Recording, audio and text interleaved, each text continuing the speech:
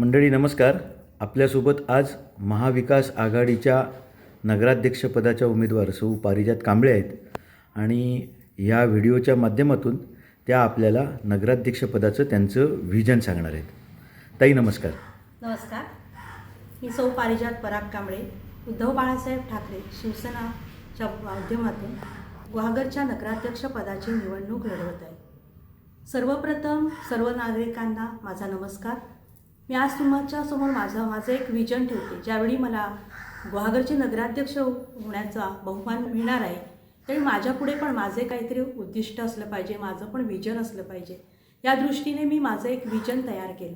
या विजनमध्ये आपल्या गुहागरमधल्या एक ज्या सर्वसाधारण म्हणजे समस्या आहेत त्यावर मी जास्त लक्ष केंद्रित केलं.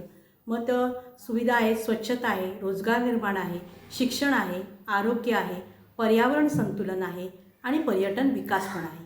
या माध्यमातून आपण आपल्या शहराचा विकास कशा पद्धतीने करू शकतो याचा मी अभ्यास केला. ह्या अभ्यास करताना मला लक्षात आलं ज्या पहिल्या निवडणुकीमध्ये सांगितलं होतं की 24 तास पाण्याची उपलब्धता आपल्या शहरामध्ये असेल. त्याचंही आपण चांगल्या प्रकारे नियोजन करू.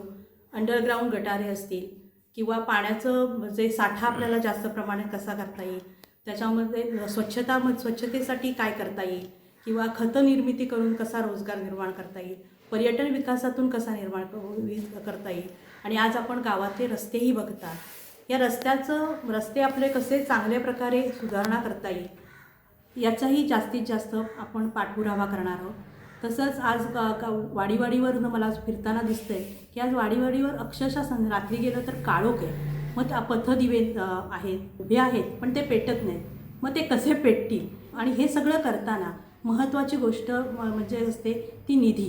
आज आपल्याला मी एक पॉईंट तुमच्यासमोर ठेवण्याचा प्रयत्न करते. ह्या पॉईंटचा तुम्ही सर्वांनी विचार करावा की हे सगळं करत असताना आपल्या पाठीमागे एक ताकद हवी असते. आणि आज आपल्याला आपलं गुहागर तालुक्याचे स्टँडिंग आमदार आपल्या आज पाठीमागे आहे. आमदारांचा खूप महत्त्वाची भूमिका या सर्वांमध्ये असते. उद्धव बाळासाहेब ठाकरे शिवसेनेचे 16 नगरसेवकासाठी असलेले उमेदवार आणि नगराध्यक्षासाठी मी अशा सर्व उमेदवारांना आपण बहुमताने जिंकून द्या.